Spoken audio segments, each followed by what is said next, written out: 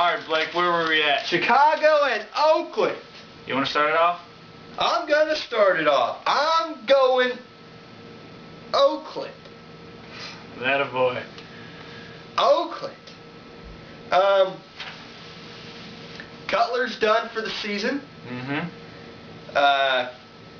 Oakland's got the hot hand. I know Chicago does too, but the guy with the hot hand, the hand's broken.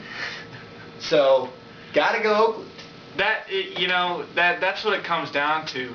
Just if Cutler was in, I'd pick Chicago. If Cutler's out, I'd pick Oakland. I'm picking Oakland because Cutler's out. And I know Chicago, that's just one guy on a team, but Jay Cutler's playing some good football. One guy makes a world of difference. Look at the Colts. Yeah. But yeah, I got Oakland. New England at Philly. I like New England. Easy. Just New England. Blake, every time I pick against Philadelphia, they always win. They always win.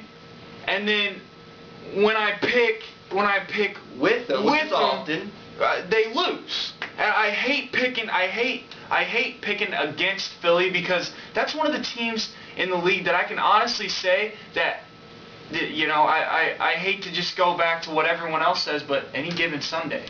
And that really applies to Philly. At any given time, they can win. They remind me a lot of the San Diego Chargers. Those teams have way too much talent to be losing. Exactly. Too much money invested. Just too much. Just a bad picture. Just the dream team, Philadelphia. They go out, spend $100 million, and then are they even going to make the playoffs?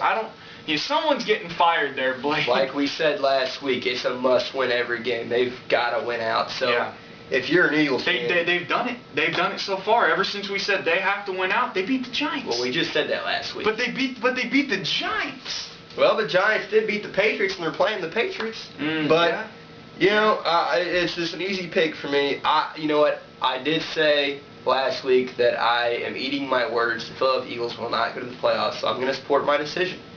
The Eagles will not win this game, and because it is a must-win game, because they must win out, and if they don't win out, then they're not going to make the playoffs. I'm going to go to the Patriots. So I'm going Patriots too. Denver at San Diego. I like San Diego because here's why. Tim Tebow has been winning low-scoring affairs. Guess what, Tim Tebow? You're not going to win a low-scoring affair because Phillip Rivers is at quarterback. And I understand he's had a bad season. He still puts up points. I get that.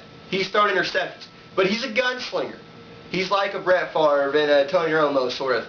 That crazy SOB will throw an interception and it will come right back at the same DB and throw a 55-yard bomb. Yeah.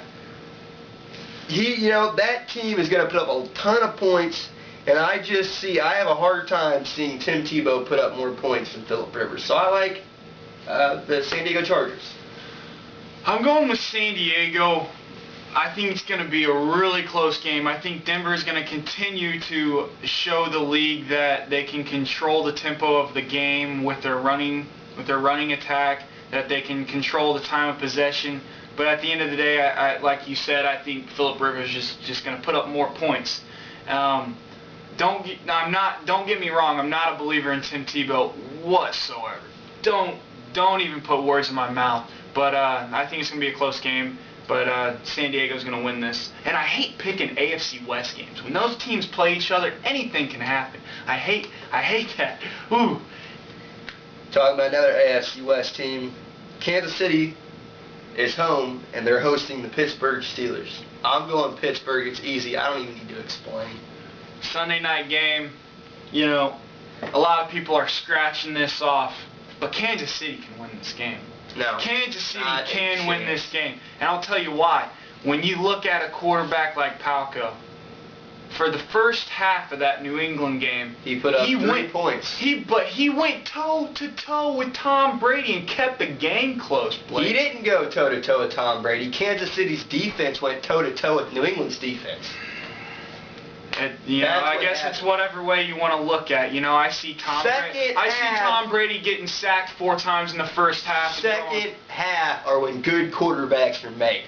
Fourth quarter is when great quarterbacks are made. That's true, but I was talking Tom about Brady the first showed half. why he's great. But the first half only put up 3 points. And the first half, the greatest quarterback in the NFL history put up 10.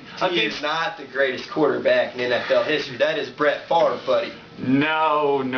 Yes. We'll have that conversation at a later date, but postseason we'll start getting into our top 10s. Yeah. And we'll get into a debate about that. So don't comment on our best quarterback of all time. But this is bottom line. When I look at Tyler Palko, I see a young guy playing on Sunday night, and he wants to prove something. I seen him choke on Monday night, so I don't need to see him on Sunday night. He didn't choke that bad, Blake. He Come put up on 3 now. points. He put up 3 points. 3. Whatever. A kicker can put up that many points. The kicker did put up those points, but.